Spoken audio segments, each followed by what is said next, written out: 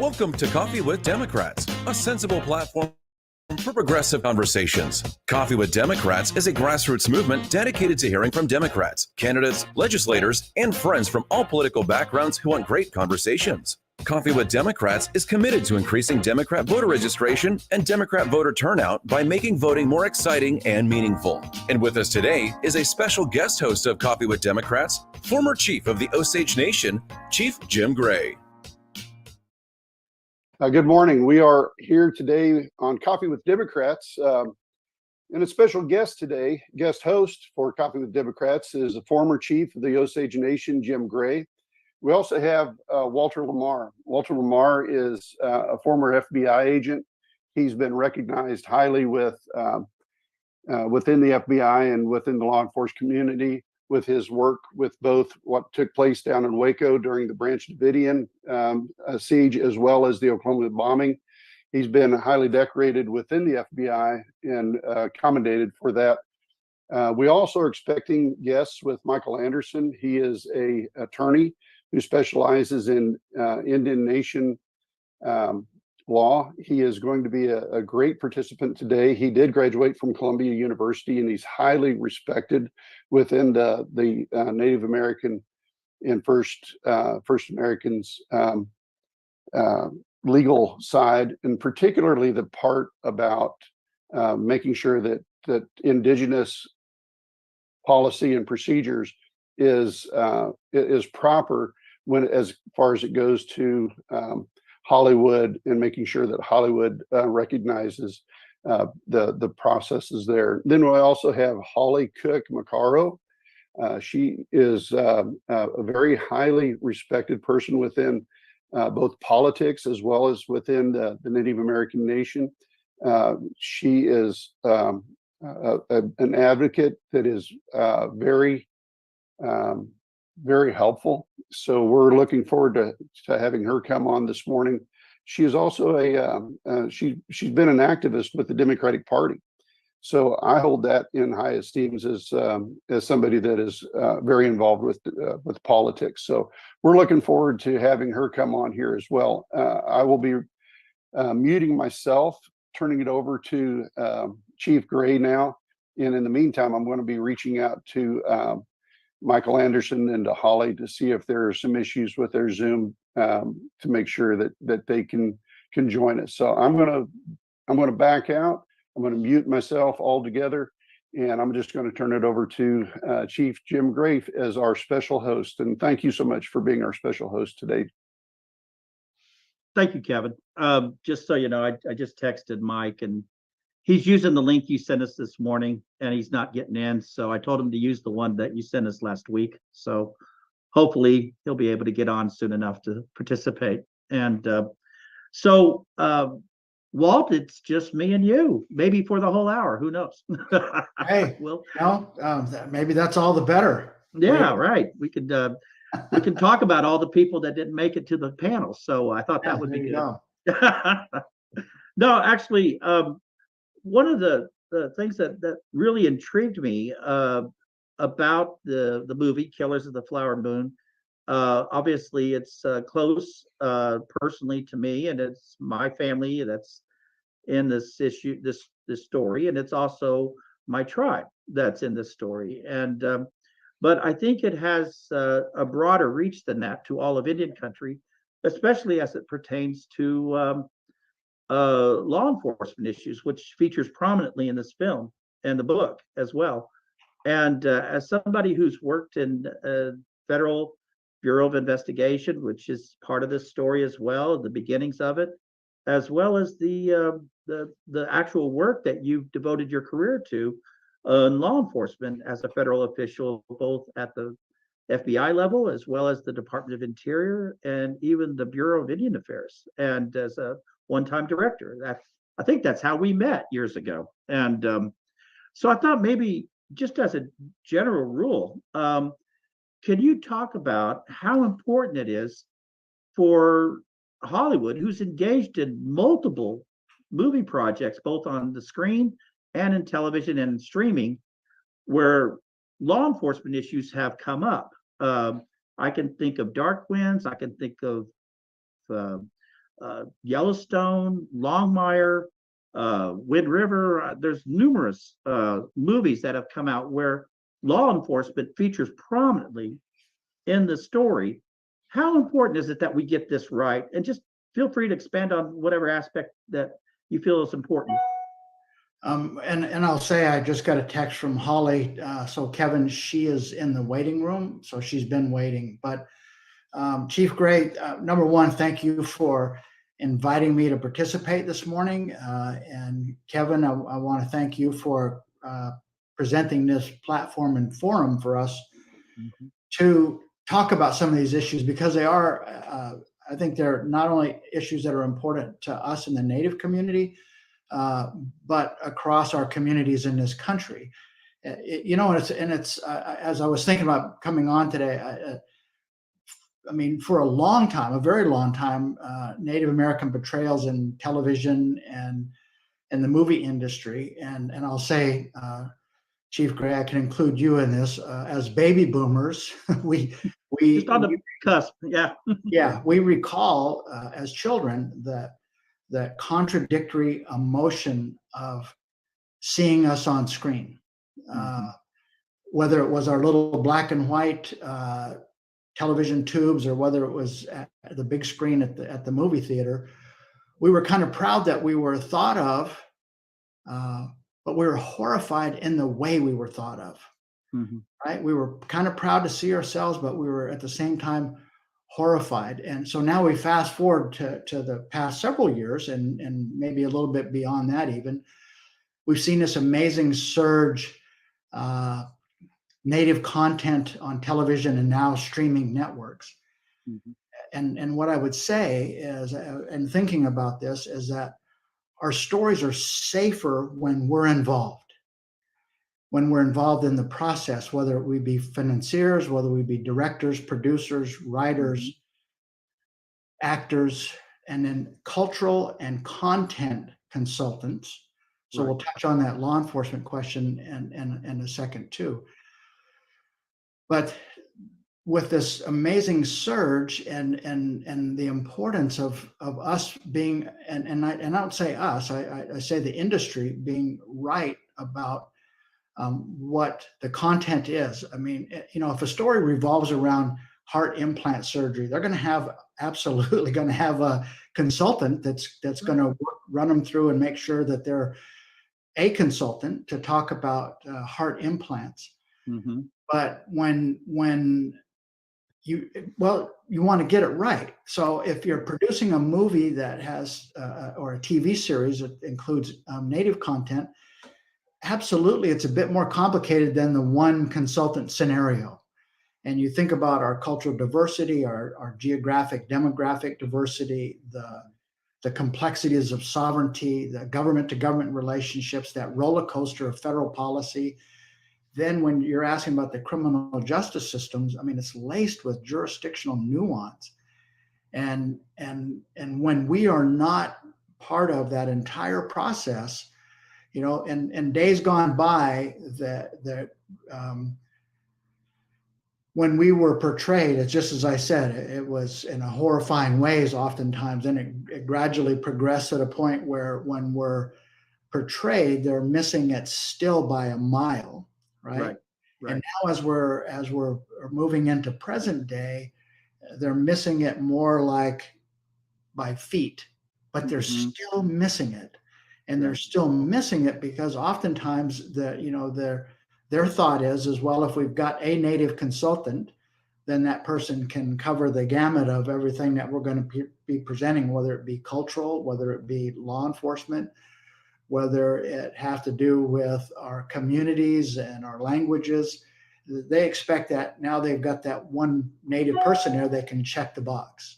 That's absolutely not true. And when I've watched these television shows, and there are things that I'm gonna see that, you know, a lot of folks don't, because it's the law enforcement part. But we want authenticity and accuracy. We want this to be right, because this is our opportunity to make damn sure that our story is told correctly. To do that, the industry has to recognize that you don't get on the phone and call up one native and have them show up, and now you've checked the box and you've covered it. Yeah. It's much more than that. And when you brought up earlier about Killers of the Flower Moon, well, was it 2020 or 2021 when the announcement first came out that the movie was going to be made? Right. And somebody called me and asked me, well, what's my thought about it? Because of it's about the birth of the FBI. Mm-hmm. Well, I mean, immediately I said, well, the FBI genesis should only be an interesting factoid as part of this. Right. I mean, you're going to tell the story of the Oklahoma City bombing. You're going to tell the story of the tragedy. Mm-hmm. And then you're going to have as the side story, the investigation and talking about the investigation. Likewise here, my hope was that the FBI, the birth of the FBI would be an interesting factoid, but that the story would revolve around the Osage people, the tragedy, and to tell that story. And Mike Anderson, I see he's here now, but he and I have talked about it, and the fact that Osage leadership, including yourself, had an opportunity on the front end to meet with Martin Scorsese, that it changed the trajectory and it changed the story. Now, I haven't seen the movie, but talking to you and others that have, that basically is now what happened, that the FBI genesis is an interesting factoid, but the movie concentrates on the tragedy and the true story. And so I'll just add one more thing to this, but I feel like the movie is concentrated there, but the commentary surrounding the movie, and that's our responsibility to address, is the fact that this didn't. I mean, there with the Osage people was as tragic and as horrific as it could be, but the same story is across our communities, across Absolutely. Indian That's country, right. whether it be precious metals, whether it be timber, water, uranium, coal, natural gas, even grazing leases and farm agriculture. Yeah, absolutely. And in every case, the anything that we own or control, there's always been the risk of hucksters, opportunists, criminals, thieves, and the commentary that we have to promote is that it goes on yet today. Mm-hmm. The Killers of the Flower Moon is going to be an incredible platform for us to tell that part of the story as well. So, well, look no further than the missing and murdered Indigenous women issue that is in today's newspapers today. So I would say that you're absolutely correct. These issues are still happening. Thank you, Mike. I wanted to ask Holly, one of the things that we did in our introduction was to talk about some of your work that you've done, both politically as well as your work in Indian country, in terms of getting the movie industry more prepared for taking on Indigenous content, because that seems to be the topic of interest at this point. We're seeing a surge in of content coming out in all platforms, movies, television, streaming services, and there's a real ripe opportunity for Indian country to engage in a equal basis, in a way that maybe we haven't been in the past. And your work as chair of the Illuminative organization certainly has brought a lot of that to light in the last 5 years. And I thought maybe this might be a good time for you to pitch the work that you do there a little bit, and hopefully expand on where you see things moving in the post Killers of the Flower Moon era that we think is going to happen. That's going to, I think, explode even more interest in Indigenous content. Thanks, Jim. Thanks for having me this morning. And I think you've hit on what we're really seeing right now is a renaissance in Indian country, not just in the film industry, but in politics, right? All of us, I see, Walt Lamar, Michael Anderson, we've all worked in the political space for so long, and coming at it from different perspectives and roles. Michael and I were in the Clinton administration together, and I look back then and on how different things were. We used to get so excited when the president would include Native Americans when he, listed off communities of color, and we expect so much more now, and rightfully so. This renaissance, I think, in terms of politics and visibility and all of that, I think, we are seeing in much more accurate portrayals in the film industry. And my work at Illuminative is as chair of the board, right? Crystal Echohawk is the founder and the real visionary behind the work at Illuminative, and along with a really tremendous team there. And that work and the identifying, I always say that Crystal saw a space that needed to be filled, right? And Illuminative provides, I think, both social media content, which is so important in driving a message, in pushing a narrative or calling something out. And she does it in a very nimble way. The team at Illuminative is very responsive, from things like Rick Santorum's inappropriate comments to things like, helping get over the finish line the changing of the name of the Washington professional football team. All of those things, they were team efforts, but the amplification of how to accurately portray Indian country, Native Americans, our stories, how to tell our stories in a way that is not the commercialization or just perpetuating what we've always known is as the Hollywood Indian or the Hollywood version of Indians. And that work over the last, I think we just crossed the 5-year mark at Illuminative. I think all of that in conjunction with so many people who've done this work for so long, right? We all stand on their shoulders. We are approaching a time, and as we see Killers of the Flower Moon, I'm actually in New York City today, and I saw this huge billboard, and it's Leonardo DiCaprio, Robert De Niro, and Lily Gladstone. And it brought tears to my eyes to think, it's so incredible to see. It's moving, isn't it? Yeah. It really, it's surprisingly emotional when you see that. It's such a big deal to us, and really it marks a place, I think, in time and history. And I think we're on the brink of seeing, hopefully, another momentous time in history as we move towards award season. But all of that, it's this renaissance in Indian country. I think the electoral politics, the rise of the influence and power of Indian country, and the voice of Indian country politics and media, and in film, where it's a remarkable time. Well, thank you. I wanted to say a few words about Yancey's inability to come on to this podcast. He called me last night, and he was terribly sorry that he wasn't going to be able to participate. And I know some of you who have followed his sudden rise to stardom with his participation in this film was even echoed even in the most recent final episode of Reservation Dogs, which I hope we have time to talk a little bit about as well. But here's where I think if Yancey was here, I wouldn't put him on the spot to ask him about his experience in the film, and certainly because of the ongoing strike with the actors, he has to, protect the solidarity of the group by not participating in any media, and I respect that and everything. I was happy to say, well, let's just talk about your record collection. I don't care. Just get on the call, But as it turned out, he had a project that he did want to talk about. And if it's all right with you, I'd like to say a few words about it.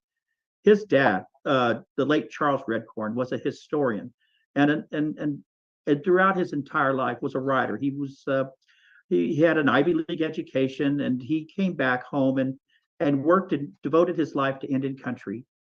And throughout his life, he sat down and talked to people, Osages, who had experienced the kind of tragedy that is documented in Killers of the Flower Moon. But in their cases, their stories were never investigated.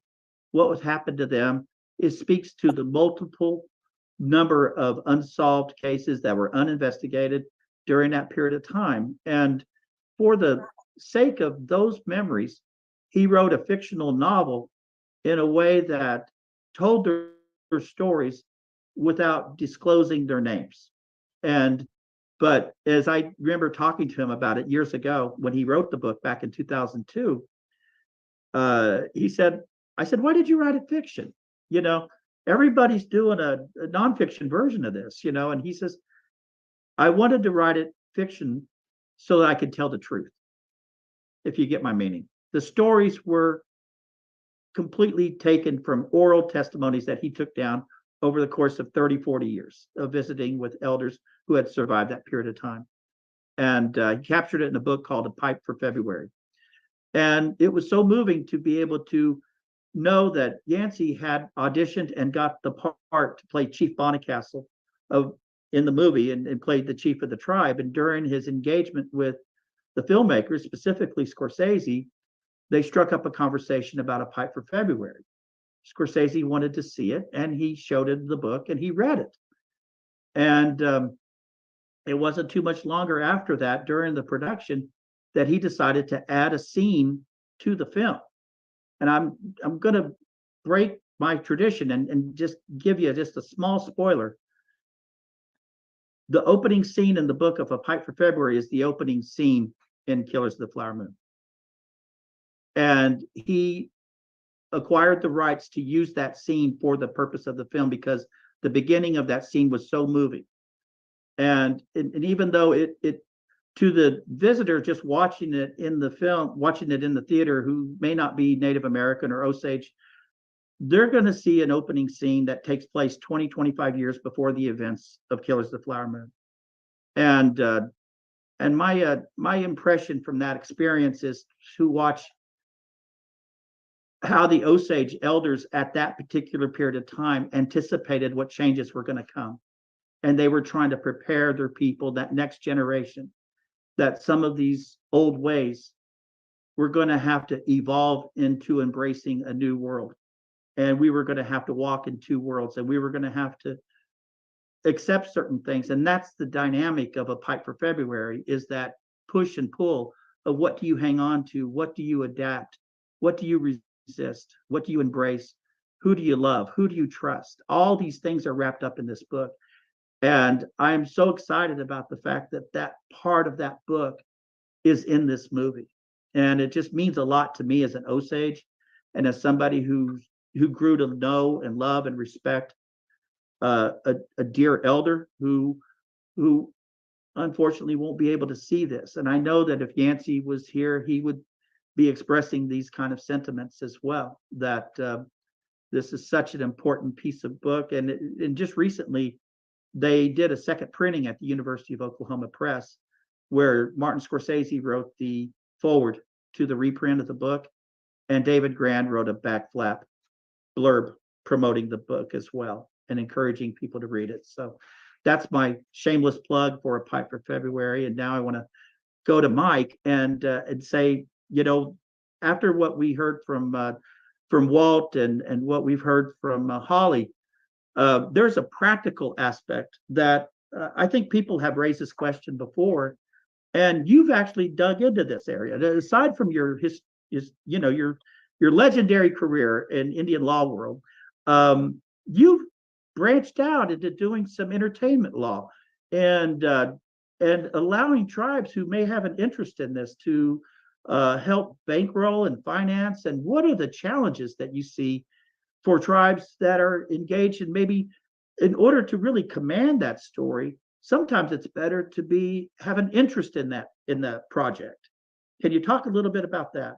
Yeah, great question. You know, I've always interested in film, both the Renaissance in the 70s when you had Little Big Man and Outlaw Josie Wells and Soldier Blue, some of my favorite Native American films. But in 2016, I was part of featured in a documentary called Promised Land, which was about the struggle of the Duwamish tribe in Seattle to obtain federal recognition. And in talking to the producers and directors, I thought, wow, you know, this is great that an independent film company can do a topic in film on a very specialized topic, like the Duwamish recognition. And since then, I've just seen a number of documentaries that are very specialized. They're in a niche market. But I've also seen in the broader context with Killers of the Flower Moon, much more commercially, marketable, larger films and then films and TV shows like Dark Winds and Reservation Dogs. I mean, there has been a renaissance.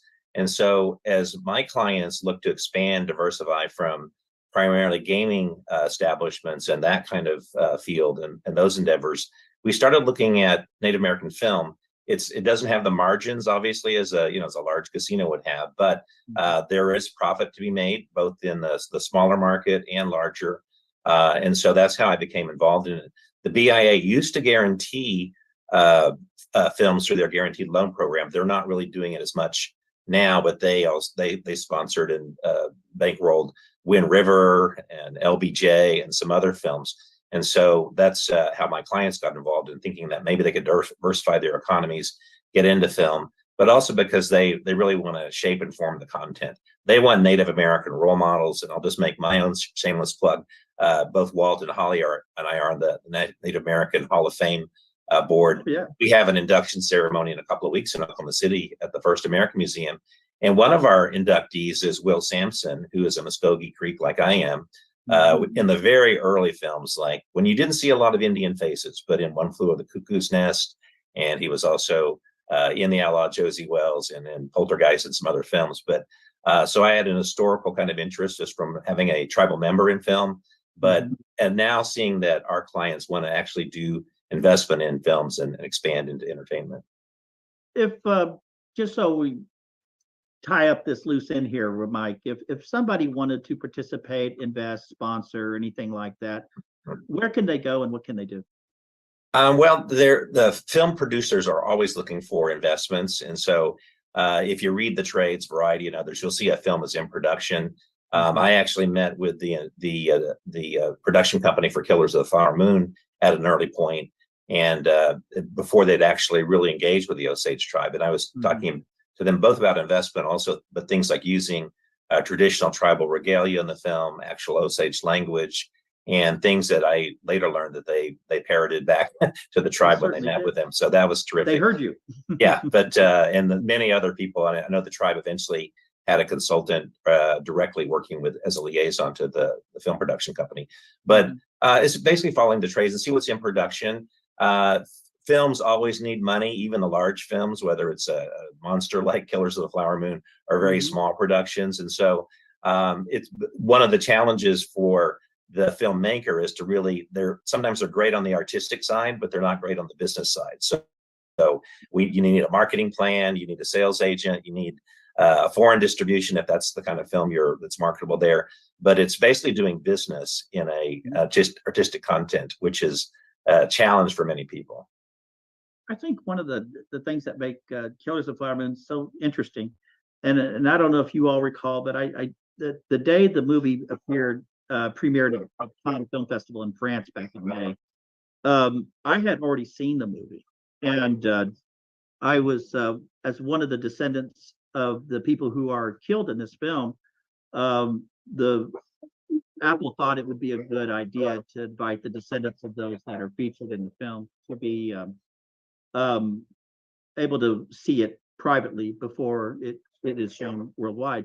And so I had a chance to go to New York and watch it, a private screening. And so, but before I left, I had to sign a non-disclosure agreement. So you guys know what that's like, I got to see it, but I couldn't tell nobody about it. And I have to say, it was probably the longest 2.5 weeks of my life, sitting here at my home and not even able to talk to friends or family about what I got to see. And but it was moving, and it was incredibly moving, and it was powerful in its message. And so these ideas have been rattling around in my head the whole time. And so the day the film premiered, I got an email from the lawyers with Apple and saying I've been lifted from my non-disclosure agreement, and I can talk about it at any time after 2:30 this afternoon Central Time. So I had to wait, and so when 2:30 hit, I started typing away, and I made a series of tweets. And I thought about writing a review, like your conventional critic review, that everyone else would do, And I thought, no, there's tons of people who can write that, What can I write that maybe no one else would? And based on what I experienced watching the evolution from the book coming out to the movie rights being bought, to the outreach efforts, and to the response by the tribe as an evolutionary process of collaboration that eventually led to an active participation of between the tribe and Scorsese and the film company in making this film. And then after all that, getting in a chance to see it was so powerful. It doesn't answer every question people are going to have. Is it the story the Osages would have written? Probably not. But for the purposes of this film being made in such a collaborative manner, it blew my mind looking at the amount of artistic creativity and genuine desire to get this story right by everybody who worked on the sets, to the people who worked in costume, to Robert De Niro's commitment to be able to speak Osage and do it in a convincing way was my biggest takeaways from that film. And so I wrote about all that in those tweets and saved very little to just talk about it. I thought it was a great movie, and I've never seen it like that because it didn't elevate the white savior narrative as the FBI coming in on the white horse saving the day. They solved one or two cases out of literally hundreds of unsolved mysterious deaths that maybe weren't so mysterious after all, but certainly unsolved, uninvestigated. And so the viewer is left understanding that the resilience of the Osage people was really the thing that got us through that period of time, and specifically Molly, the character Molly, played by Lily Gladstone, so bravely and passionately controlling her energy and emotions, staying in the realm of that character, but knowing that she's Osage and she's surrounded by all these forces, some sharing her own bed. And it is just an incredible movie. I couldn't say enough things about how they interpreted that story and put it on the screen the way they did. That tweet, last time I checked, it was like 7.4 million views around the world. And I didn't think people would care that much about process, but I want to throw the question to all of you. How important is process when it comes to getting that part right and not knowing until you see the final product whether or not that process produced a result that you could be proud of? Walt, you go first. Well, Chief, number one, I think you must have talked to Scorsese about lighting tricks because you're doing a really good job with that lighting. And maybe you can get me. I'm a big fan of cloudy skies because it's good for camera work. Okay, so Scorsese gave you a one up on the rest of us with your lighting. And then I'd also like to just mention quickly, Mike brought up Will Sampson, and Will Sampson was very much a proponent of hiring Native actors to play Native roles. And I think that's part of our excitement about inducting him into the National Native American Hall of Fame, is that he wasn't the only one, but he was on the front end of that movement to ensure that to make it more correct. I'd also like to just say too to the listeners, when I mentioned earlier about the complexities and the nuances, it's incredibly important to recognize there's 574 federally recognized tribes. There are state recognized tribes. There are 200 different languages spoken, and oftentimes people talk about the native culture. There is really no such thing as the native culture because we're made up of a lot of cultures. Mm-hmm. And I mentioned the diversity that we're all across the country. And hopefully the biggest takeaway from today's visit is that folks it'll pique their curiosity. They'll do a little more exploration and figure out who we are, that they'll grab a book and they'll pick it up and read a little bit more about who we are. And Oscar Hoke just came out with a book called Calling for a Blanket Dance. And for those folks in Oklahoma, it is tremendously insightful because it takes you right to the Kiowa people, right to the Cherokee people, right to the essence and the heart of being multi-tribal, growing up multi-tribal, growing up in Oklahoma.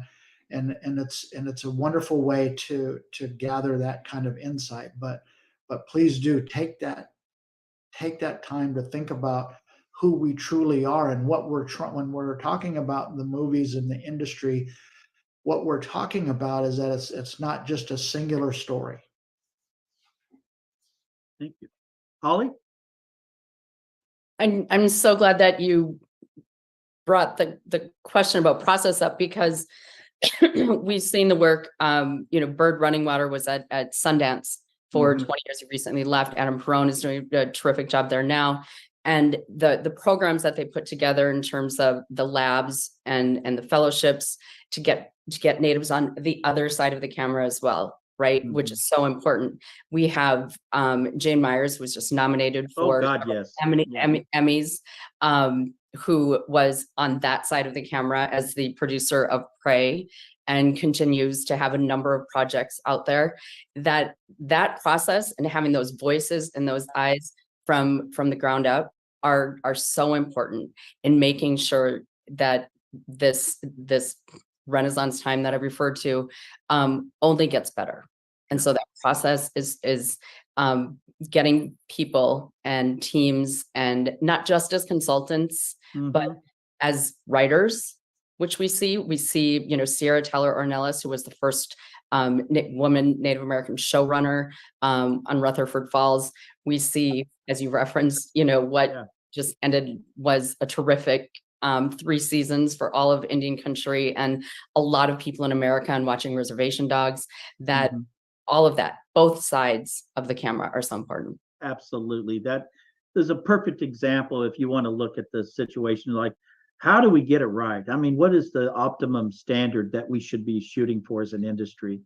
I would say, in the movies, if you're going to have, because not every movie is going to have a Martin Scorsese directed, and it's not going to have these A-list actors like DiCaprio and De Niro and Gladstone come in and carry the weight of the film based on their star status.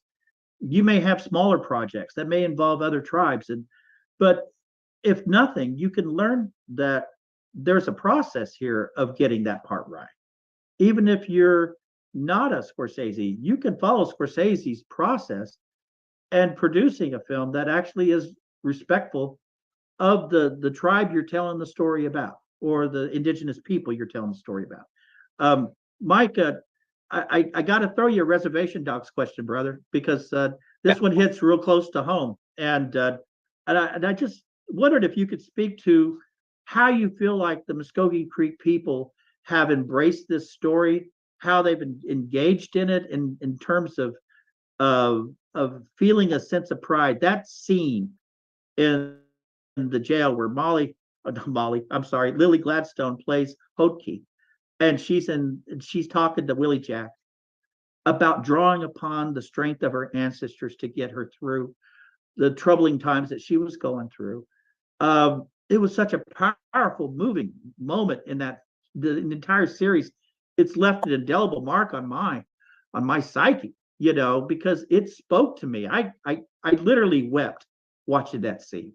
Can you talk a little bit about it, Mike? Yeah, I mean, the community has completely embraced that film. I think half my relatives have been in it. There were one of my aunts was in one of the singing scenes.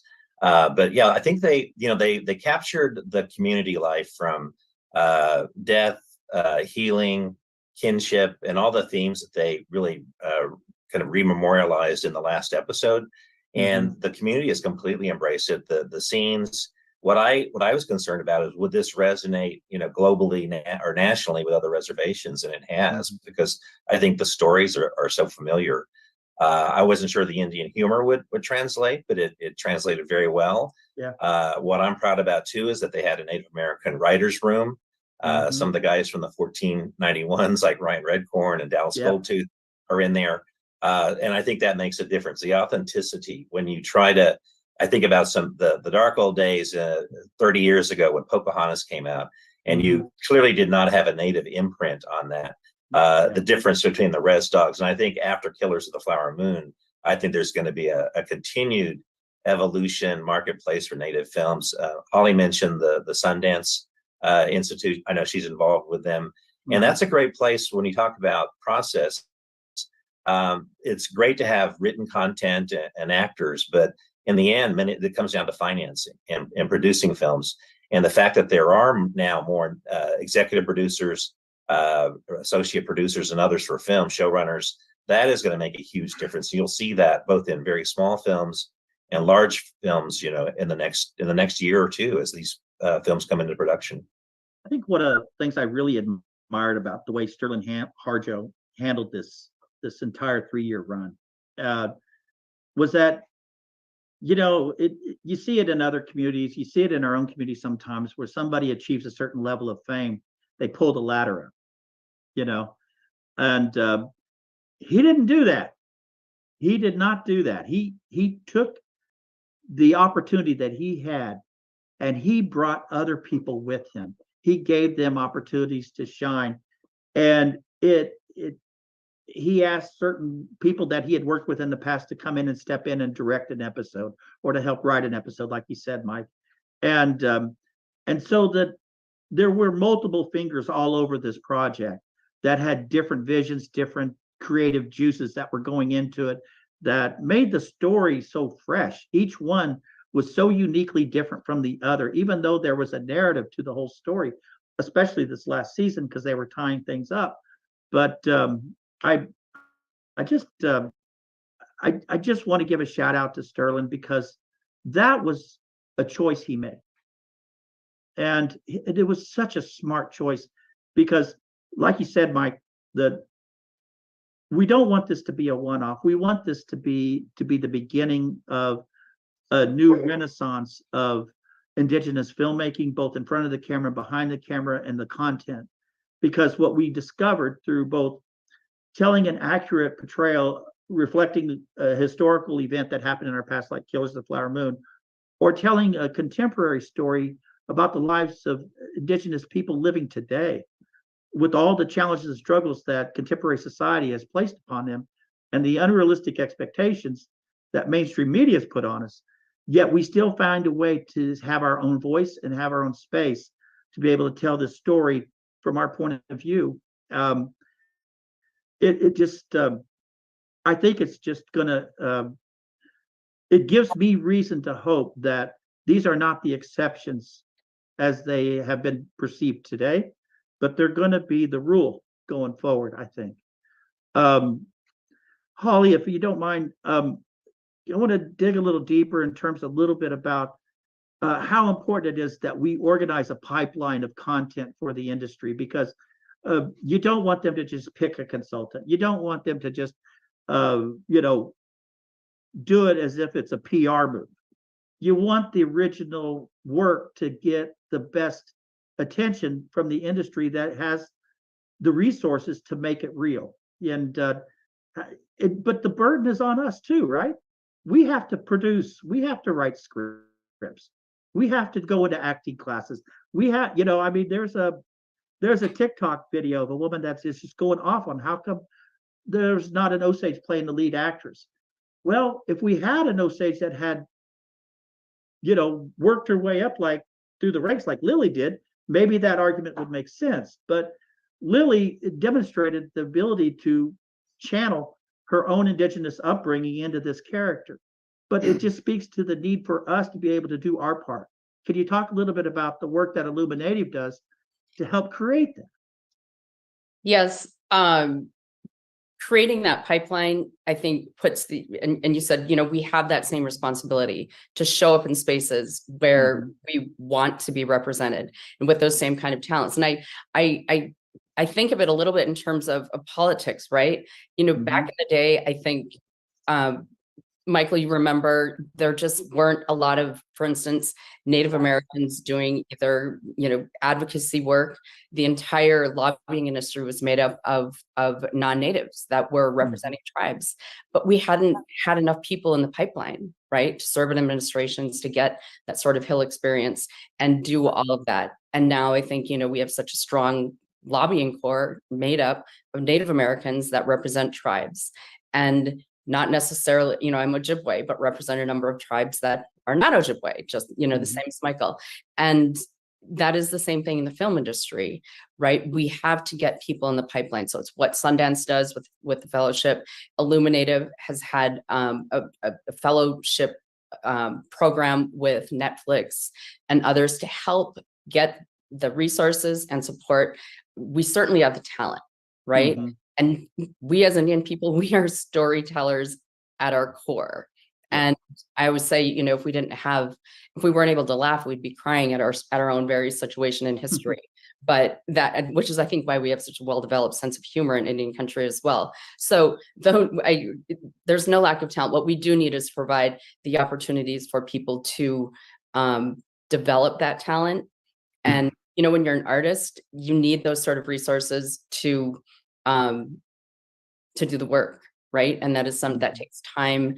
And I think we are seeing some of that. And as we see the Sierra Teller analysis, the Janish meetings, the writers, the opportunities that Sterling gave to Tazva Chavez, all of these folks who are so talented.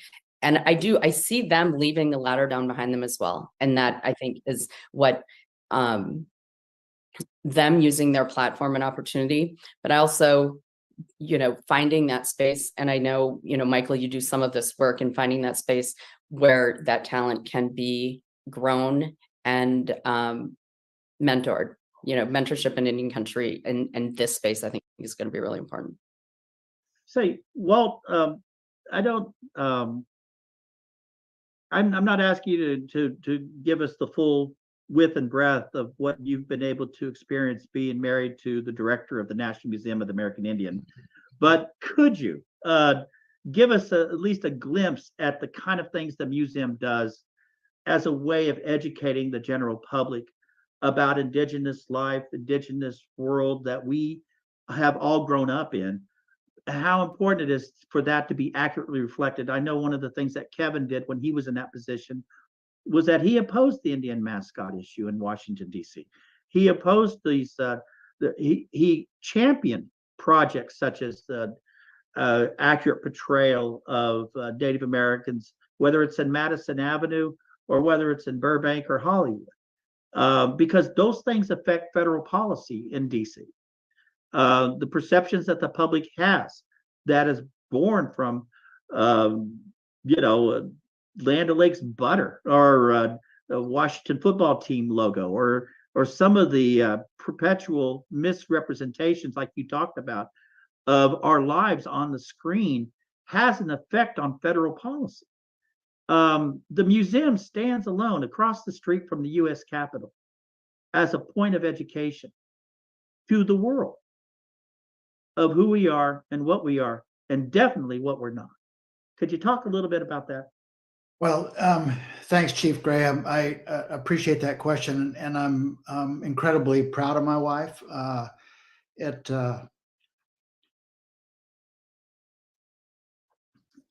We just got back from,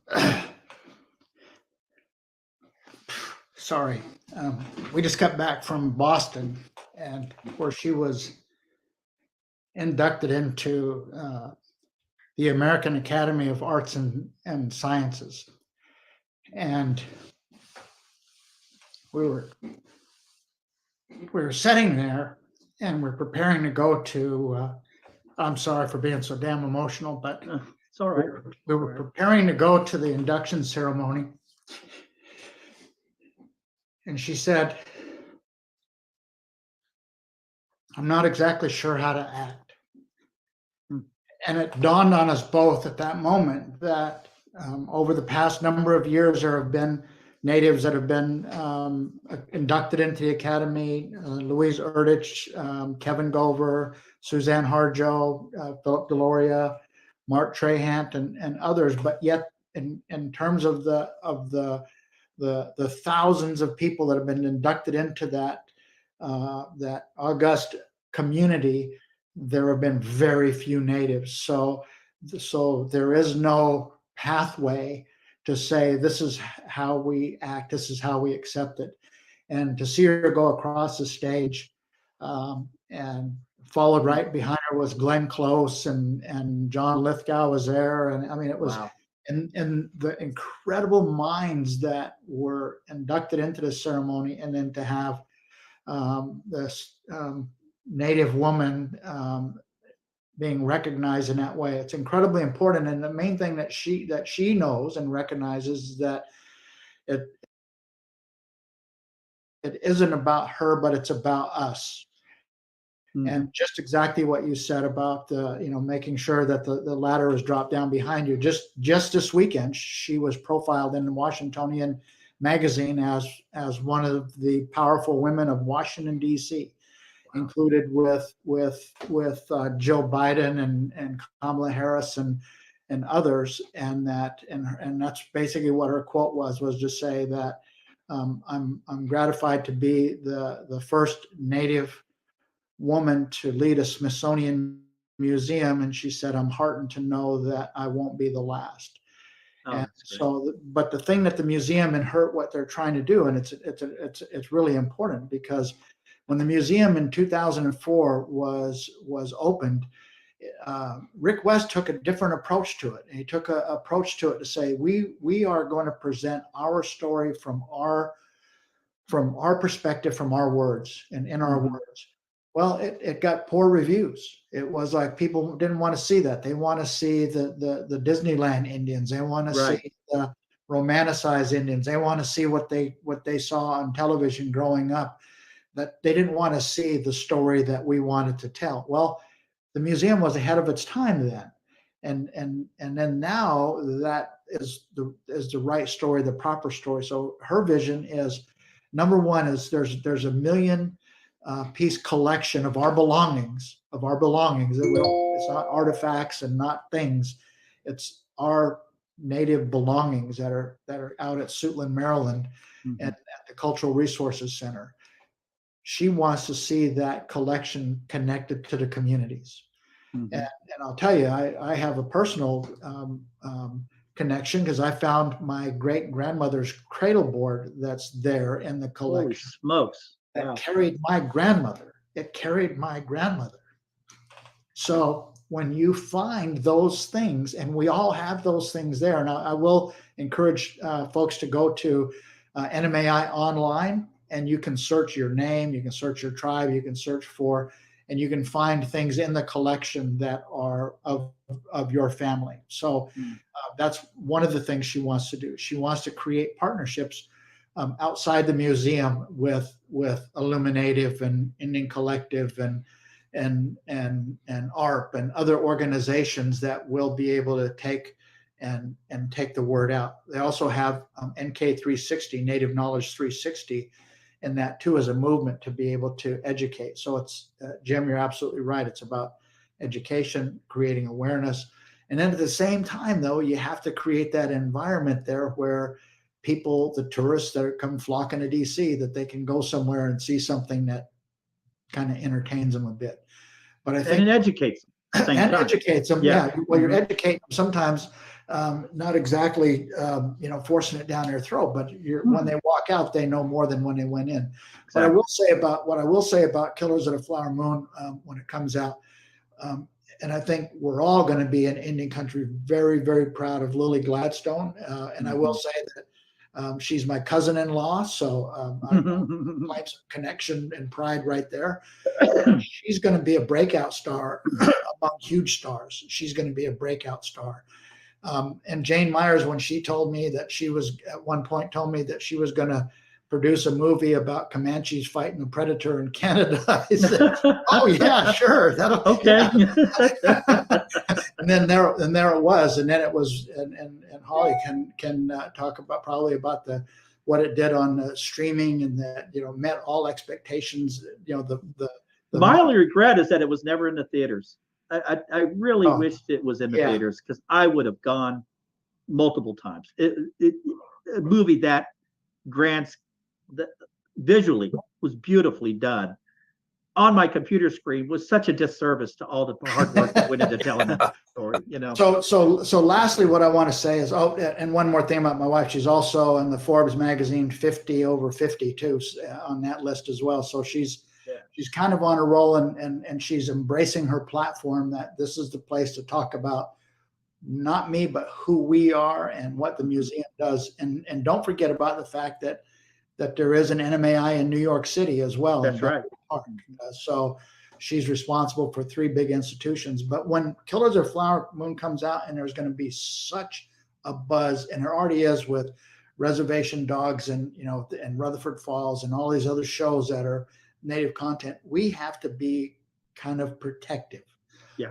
We and our community, we're going to have to be protective because, as I said earlier, the hucksters, the opportunists, the thieves, they will be coming. And what's Mike Anderson? What's the line in the movie? The wolves. Oh, can you see the wolves in this picture? So they will be coming, and they'll be trying to imitate who we are. They're going to be trying to imitate our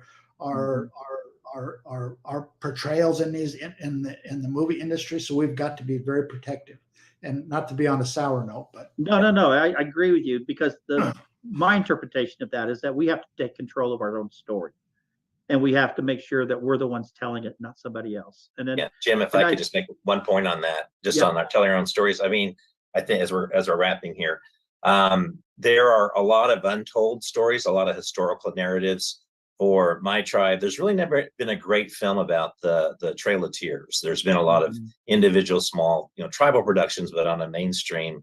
There's now been a recent great sports story like the Hominy Osage beating the New York Giants. Yeah. And, I saw a panel with Wes Studi, and he was talking about there hasn't been a great romantic comedy mainstream with Native Americans.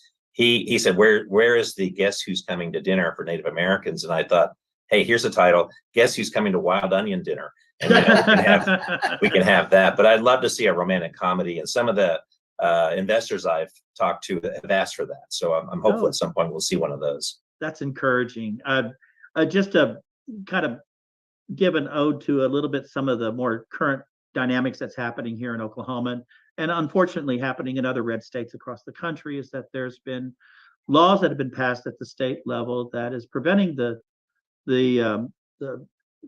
any kind of history being taught in the public schools that may make somebody feel uncomfortable. And unfortunately, history is not there to make us feel good. Unfortunately, it's there to help educate us, so that if there were mistakes in the past, like slavery and Jim Crow and Reign of Terror and the removals like the Trail of Tears, that they be brought to the attention of this generation in the school books. And right now, we're fighting a battle right now in Oklahoma. House Bill 1775 is on the books, and it has had a chilling effect in the school system from being able to even bring Killers of the Flower Moon into a social studies class. There's a story that a teacher in Dewey, Oklahoma, has bought 25 copies of the books for the purposes of educating their students on it. And when that law was passed, she put them in a box and put it in a shelf, because the consequences of violating this law would be she would lose her teacher's license, and there would be an accreditation to her school system. And none of those things were worth the risk of jeopardizing her career or her school. That would even further damage the school system's ability to teach kids.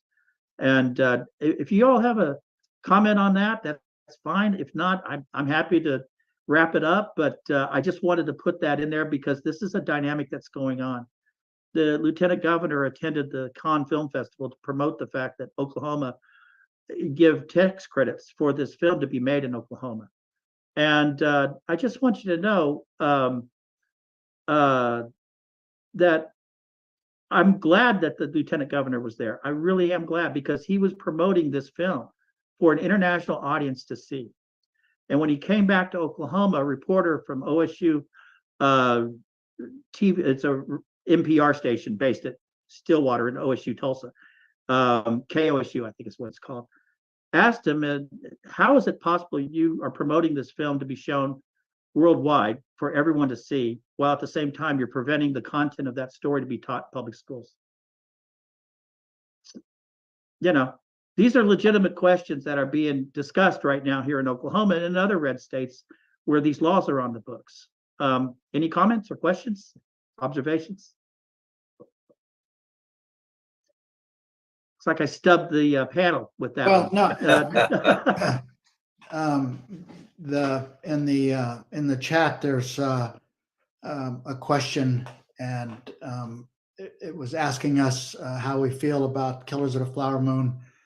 There was a post-premiere press conference, and apparently Lily Gladstone said that the Osage grieved William Hale's incarceration and later death. And so the question is that revelation surprising? Well, part of William Hale's success in being able to establish himself in the Osage community is he learned to speak the Osage language. He became friends with Osages. He attended Osage gatherings and ceremonies. There's this great photo of one of our Ilonshka dances. It was kind of a panoramic view picture at the time in the 1920s. That is, part of it has deliberately been removed from the museum at the Osage Museum because he's in that picture. And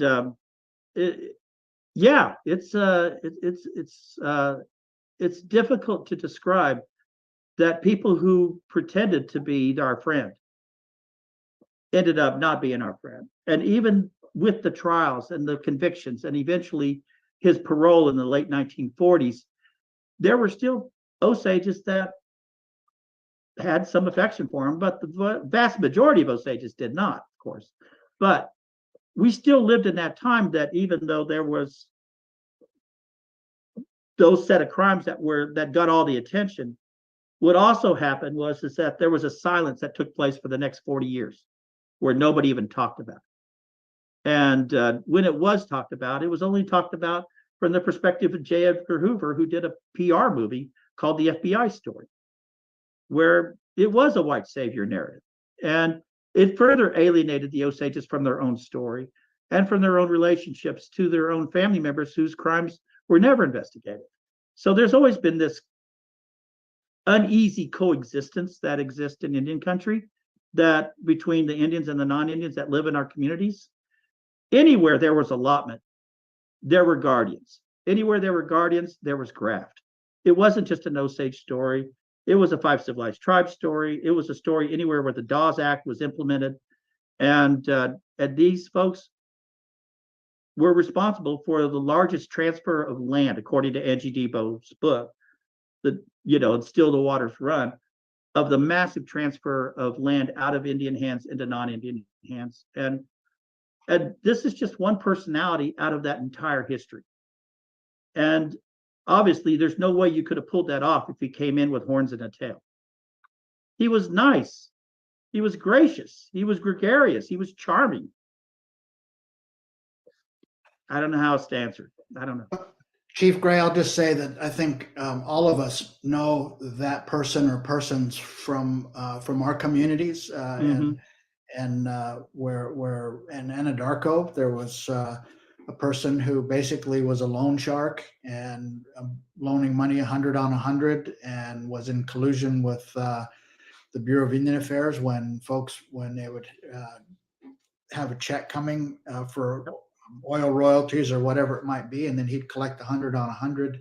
If they didn't pay up, he would, that there get their land consequences. So, yeah. But at the end of the day, that's how we were taken advantage of, because we have a certain loyalty when we take somebody as a friend. And even sometimes when they mistreat us and abuse us, we don't easily just cast them aside. So I can see where that could have been a possibility, where people were saddened by that. And your explanation is great. There's also a question in the chat, and maybe you see it, Chief Gray, is asking about when you talked about walking in both lands or having two lives. How do you expound on that phrase? Well, when I give a lot of talks, and I know we all do from time to time, people try to understand, well, why is it important that we carry these traditions with our people today? We live in 2023. Well, we owe it to those ancestors who really gave up just about everything in order for this generation to thrive.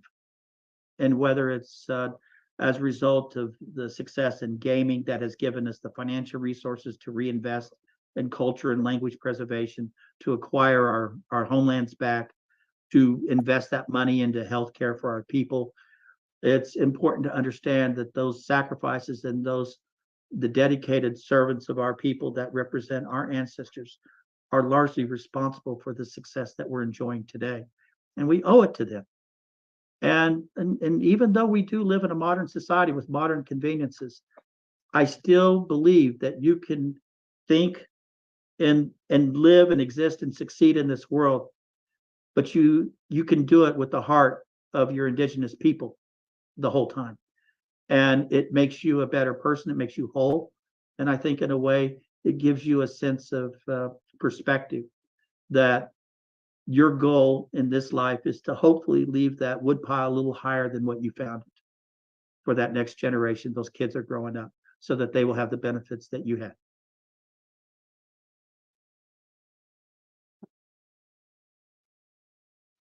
Well, I want to wrap up in the sense of, does anybody have anything they would like to plug? If they do, this would be a wonderful opportunity. I'll start with you, Holly. Ladies first. Anything I would like to plug? Yeah. Any project you're working on you'd like to share with the audience? Anything of that nature? Yes, I have been working very hard on the effort to free Leonard Peltier and advance his clemency petition and gain the attention of President Biden in either granting clemency or the support for his petition for compassionate release. I think we've reached a tipping point in terms of the number of members of the prosecution who have stepped forward. And I compare it to this the Secret Service agent a couple of weeks ago who was profiled in the Washington Post. He rode on the car that President Kennedy was in when he was shot. He's 92 years old. He wanted to tell his story, and he spoke out for the first time, some of which differed from the Warren Commission rendering of that day. But I compare it because I think folks who are a part of these moments in history and they have this crisis of conscience and want to step forward, and everyone from the judge in Leonard's case to the U.S. attorney who handled the prosecution and appeal to the FBI agent in charge of the Minneapolis area office at the time have stepped forward and recognized that they couldn't prove that Leonard committed a crime on the Jumping Bull Ranch that day, have acknowledged the racism that was present and in the atmosphere that was funded and created by the US government in Pine Ridge at that time, and the fact that 27 multinational corporations had filed for the mineral rights on Pine Ridge and in the Dakotas at that time. The background to this story is one that should be told, needs to be told, and a man has served nearly 49 years in prison. And right now, I always say I'm not relitigating this case. It's about justice. Yeah, thank you. Thank you. That was such an important cause that's on top of mind with a lot of people in the Indian community. And please give your husband our congratulations for receiving his, what was it, a Lifetime Achievement Award of some type? Yes. What did he get? The Lifetime Achievement Award by NFOA, which is taking place right now. So I will tell him. Good deal. Mike, what are you working on? Yeah, well, I mentioned the National Native American Hall of Fame. Our gala, annual gala is Saturday. We have 6 inductees. Mark Trahan from Indian Country Today. Lameda Warjack was an AIM activist back in the day. Joe Dela Cruz, very well-known Quinault Tribal Chair. Richard Trudell, a lawyer that really initiated a lot of law careers, and Will Sampson from my tribe. So that is online. They have information if you want to go online, but that's the next project I'm working on. Excellent. Walt, anything happen? Walt?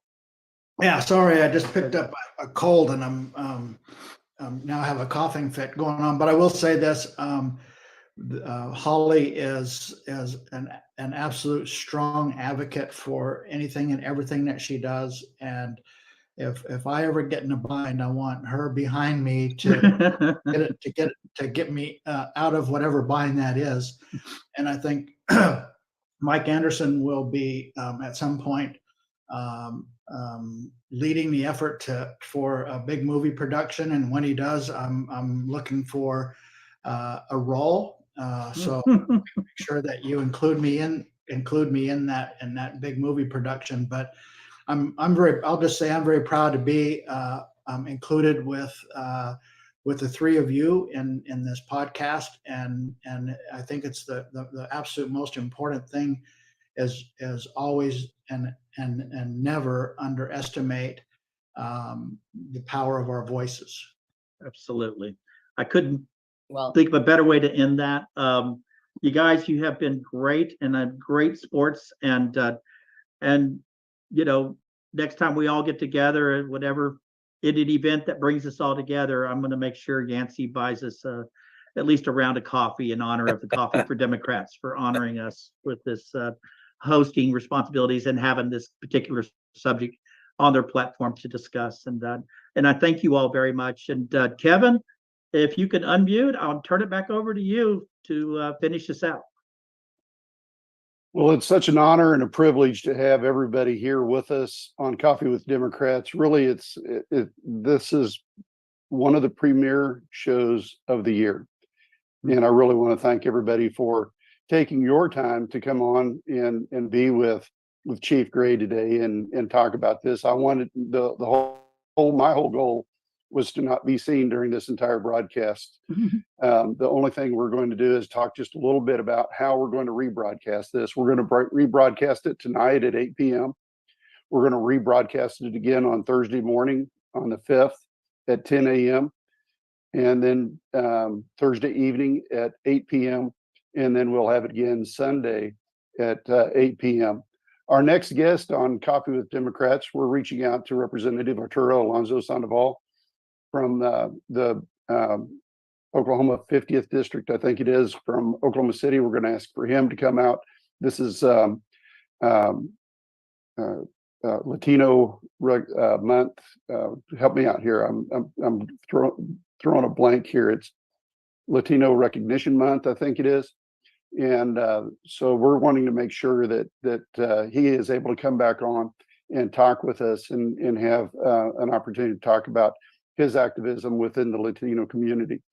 He's a great guy, just a fantastic guy. He graduated from OU. So all of you with OU Heritage, University of Oklahoma Heritage, raise your hand. We're going to be well represented. He is an OU graduate with an architecture degree. So we're looking forward to having him come back on the 12th and talk to us. So it's Latino Heritage Month. I'm sorry. I drew a blank there, and again, don't mean any disrespect to anybody. I just I'm a dumb old man. So thank you everybody for being on here. So again, thank you very much everybody for being gracious. Jim, you're a great host.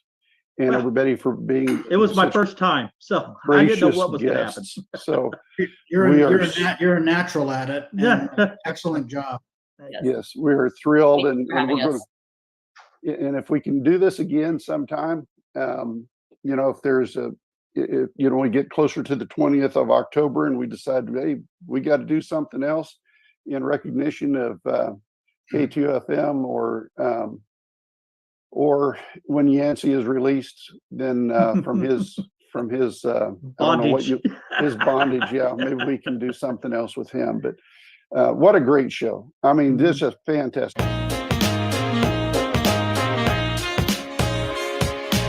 This has been another thrilling episode of Coffee with Democrats featuring our special guest host, Chief Jim Gray. We hope that you have enjoyed today's program, and we appreciate your continued support. We invite you to join us next time as we continue to open progressive conversations from all of our friends across the great state of Oklahoma and beyond. All right. Thank you, everybody. And I greatly appreciate everything. Thank you. See you guys. Thanks, Jim. Bye. Bye. See you, Kevin.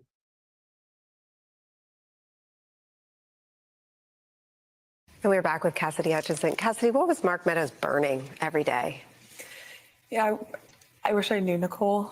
There were several times I would walk into Mark's office and I would see him putting papers into the fireplace. And I would like to put on the record too, and I don't have the exact phrasing, perhaps you do, that his spokesperson came out and said